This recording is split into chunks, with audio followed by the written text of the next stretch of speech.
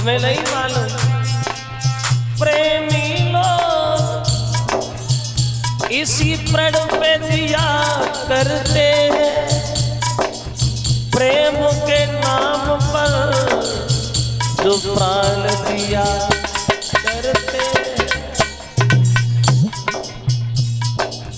क्या बुरा करते हैं जो प्रेम में दिल देते हैं, अपने प्रेमी को भला ज्ञान दिया करते हैं। क्यों हृदय को चीर के काटो सिया करते हैं।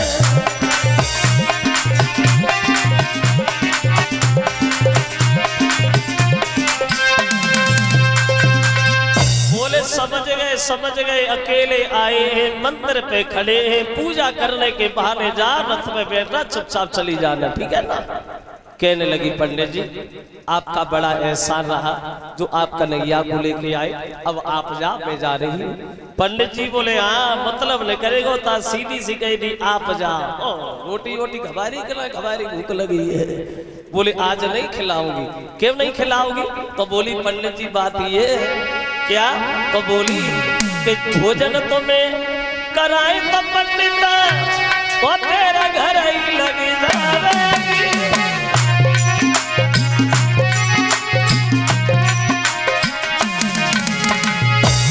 ब्राह्मण देव अगर हमने आपको भोजन कराया तो बड़ा देर हो जाएगी, कन्हैया कहीं इंतजार करते चले ना जाए तो हम तो कहीं के नहीं रहेंगे। पंडित जी एक काम करना। क्या? बोली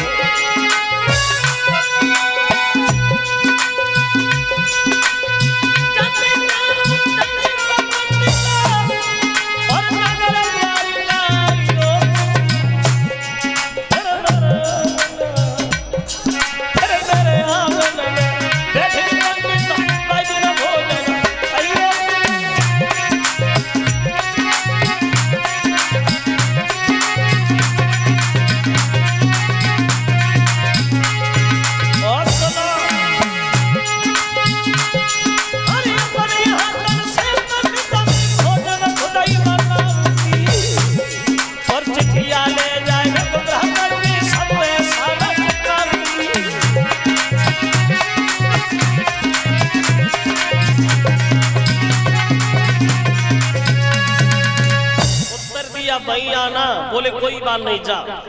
अब पूजा की थाली सजाई, चली कन्हैया से मिलने के लिए। अकस्मात रुकम आ गया। ए लड़की कहां जा रही हो? कहने लगी भैया मंदिर जा रही हूं पूजा करने। अकेली काहे को जा रही हो?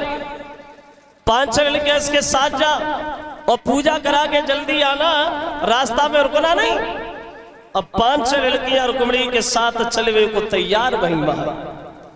और रुक्मिणी काव से ना है बोली जा से ना कहो जे मंदिर में ऊधम ना मचाए, कन्हैया चले ना जाए। और जब ना बोली तो एक लड़की बोली क्यों? पहले जब खूब बातें करो करते थी, अब कुछ बोली नहीं रही। दूसरी बोली चुप रहा, बड़ा इतना आई था घंट के मैं चढ़ की पति मत बोले खा कर। जो 5 लड़कियां तो वही देखी, कन्हैया सोचने लगे बाहरे पंडित हमने एक बुलाई उनने लाइन लगाई दी। अब जा में जय समझ में नहीं आ रही कि रुक्मिणी कौन सी है। और जय बात रुक्मिणी के दिमाग में आई कहीं हमारे धोखे का दूसरी गुना दल ले जा। और जोन से हाथ में कंगन बंधो रहे बेई हाथ उठाए के पूछने लगी बहन जे फौजे किन की है? ससपाल की। और जो हाथवा कंगन दे को समझ गए जे ही है, इन्हीं की शादी है। इशारा दिया, अपने करीब बुला लिए जरा। और रुक्मिणी आगे बढ़ी और कन्हैया से पूछने लगी आपके सर पे क्या है? मोर को मुकुट, कमर में बंसी बजाते हो? हाँ तो थोड़ा हमें दिखा दीजिए।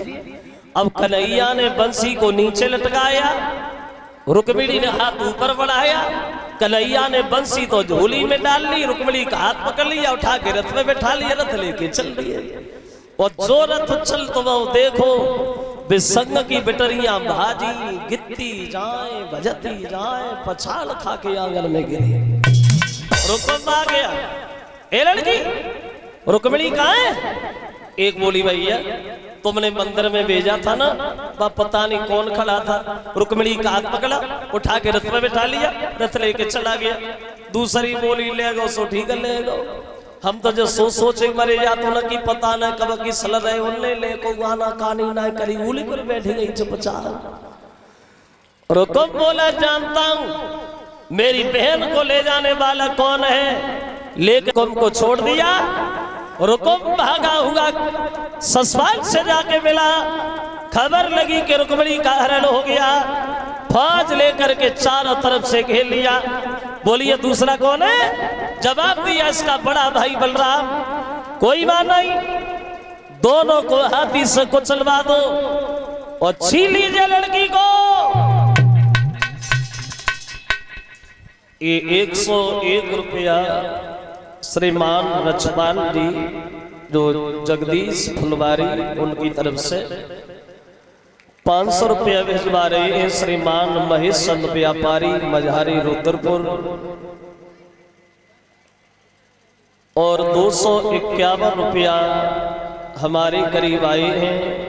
20-20 रुपया सभी साथियों को जो शिष्य अवधेश कुमार शास्त्री सनोब श्री निरंजन सिंह रुद्रपुर और अवधेश कुमार शास्त्री की तरफ से 251 रुपया हमारे पास आए हैं। 201 रुपया अंकित यादव चौघरा,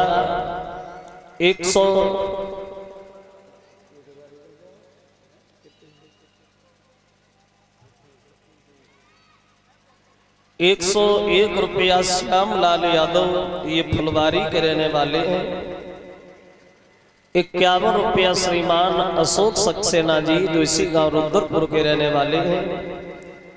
150 रुपया राकेश यादव मझारे, 101 रुपया जीतू यादव चौघरा, 100 रुपया राम नरेश कटकैया और 100 रुपया सबल सिंह ग्राम कटकैया के रहने वाले हैं। 251 रुपया आरजू यादव जलापुर और 251 रुपया गोल्डी यादव ये आगरा। 100 रुपया श्री मुकुट सिंह यादव जी सज्जापुर और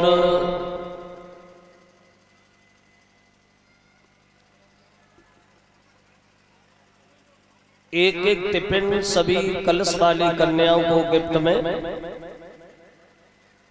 और एक साल जो आई है विनय यादव फौजी के साले साहब दीपू यादव उनकी तरफ से, और 100 रुपया आदेश यादव एवं अनिल यादव ये रुद्रपुर चौघरा के रहने वाले हैं उनकी तरफ से। अब ससुराल और कन्हैया के भैया में बड़ा घमासान युद्ध हुआ है श्रोता बंधुओं, लेकिन हार गया है ससुराल, पीठ दिखा के भाग गया, और ये रुकुम जो है ये शर्म के कारण घर पे नहीं गया। खबर भीष्मक को मिली कि कन्हैया हमारी बेटी को ले गए तो बड़ा मगन हुए और बड़े विध विधान के साथ अपनी बेटी की शादी कन्हैया से कर रहे हैं। अब शादी हो रही है, महिलाएं गीत गा रही है, और गीत गाती गाते एंटीना घूम गया, कन्हैया को गालियां देने लगे। गाली वैसे क्षमा करें, गाली वाली परंपरा तो आज भी हमारे यहाँ चल रही है।